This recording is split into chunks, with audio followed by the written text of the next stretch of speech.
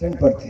दुनिया में कोई युद्ध नहीं था, कोविड का कोई महामारी नहीं थी, कोई और चुनौतियां नहीं थी, लेकिन कांग्रेस के भ्रष्टाचार के कारण देश को बोझ सहना पड़ रहा था। आज यूक्रेन रशिया में युद्ध है, कोविड की महामारी हुई, दुनिया भर में अर्थव्यवस्था पर संकट छाया है, लेकिन उसके बावजूद डबल इंजन की सरकार प्रदेश में शानदार काम कर रही है और नरेंद्र मोदी जी ने भारत को दुनिया की 5वीं सबसे बड़ी अर्थव्यवस्था बना दिया है। यह आसान काम नहीं है मित्रों। मैं 2 साल वित्त राज्य मंत्री रहा, बहुत नजदीक से हर डिपार्टमेंट में क्या होता है उसकी जानकारी मिलती थी।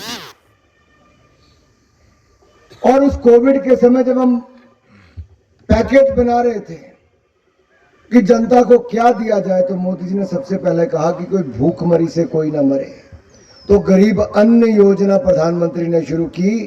80 करोड़ लोगों को 5-5 किलो अनाज 2.5 साल तक बिल्कुल मुफ्त में दिया है, तो नरेंद्र मोदी जी की सरकार ने दिया कि वैक्सीन खरीद रहे हैं। लेकिन हमने तो हिंदुस्तान में ही 1 नहीं 2 वैक्सीन बनाई और आप सबको 2 से लेकर 3 डोज बिल्कुल मुफ्त में लगाने का काम किया, तो डबल इंजन की सरकार ने किया। अब महामारी से भी बचाया और भूखमरी से भी बचाया। आपदा के समय इतने बड़े बड़े निर्णय किए कि उन निर्णयों के कारण आज भारत की अर्थव्यवस्था दुनिया में सबसे तेजी से आगे बढ़ रही है। ये देश के लिए एक बहुत सुखद है समाचार है। लेकिन मित्रों, अगर देश आगे बढ़ेगा, हिमाचल प्रदेश को भी अपना योगदान करना होगा। और हिमाचल प्रदेश का योगदान यही हो सकता है कि हम एक बार फिर जयराम जी की सरकार बनाएं, ताकि जितने केंद्र के प्रोजेक्ट आए हम उनको धरातल पर लागू करवा सकें। नहीं तो आएगा तो सही दिल्ली से, जैसे पिछली सरकारों में रुका रहता था वैसे रुका रहेगा।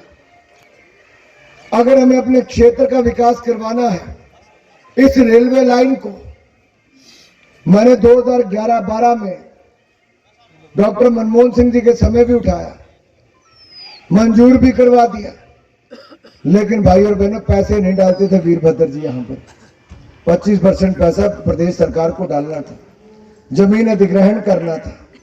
ये जमीन अधिग्रहण भी हमने अब आकर शुरू की जब भारतीय जनता पार्टी की सरकार आई, और पहले 20 किलोमीटर का ठेका भी दे दिया और अगले 3.5 साल में बिलासपुर में ट्रेन किसी ने बताई।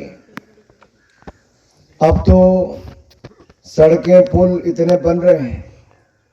हमीरपुर से बिलासपुर की सड़क हमने 300 करोड़ रुपए में चौड़ी करवा कर दी। जिस तरह से ट्रैफिक बढ़ा उसका लाभ हुआ। मटौर से शिमला का नया हाईवे मंजूर करवा कर दिया, अभी और चौड़ा हो जाएगा, सड़क में सुविधाएं मिलेंगी। घुमारवीं से लेकर सरका घाट की सड़क हमने 70 करोड़ की अलग से बनवाई।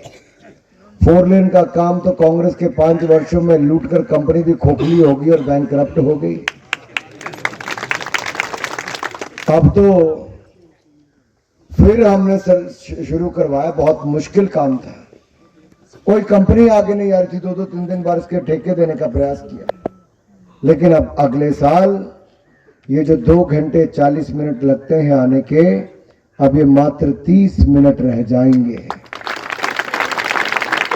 पर्यटन को भी बढ़ावा मिलेगा और आप सबको भी सहूलियत मिलेगी। इसी तरह ही जंडूता से भी आनंदपुर साहब की तरफ जोड़ने के लिए अलग से सड़क और पुल का निर्माण किया जा रहा है।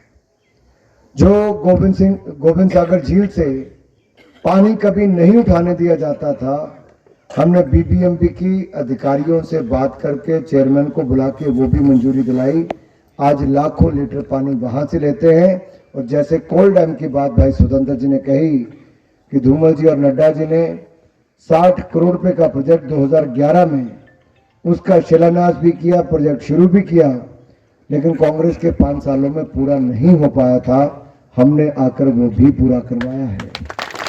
कि बिलासपुर में क्या आया, लेकिन कैसे आया, कब आया, क्या संघर्ष करना पड़ा, उसका भी कुछ उल्लेख बीच में आया। 2014 से पहले तो कुछ नहीं था। हाइड्रो इंजीनियरिंग कॉलेज मंजूर हुआ था 2011-12 में। एग्रीमेंट साइन हुआ 2017 में जाके। एम्स मंजूर हुआ 28 मई 2014 को, बनना शुरू हुआ 2018 में, 2017 में शिलान्यास हुआ, अक्टूबर में 2018 में बनना शुरू हुआ। जमीन तब भी पूरी नहीं हुई थी। हमीरपुर मेडिकल कॉलेज 2015 में मंजूर हुआ, 2010 में मंजूर हुई, शुरुआत अब 2020-21 में आकर हुई है। ऐसा क्यों विकास को ग्रहण लगा? क्योंकि कांग्रेस पार्टी ने एक ही काम किया कि जो भी प्रोजेक्ट हम लाए उसको रुकवाने का काम किया, उसका विरोध किया है।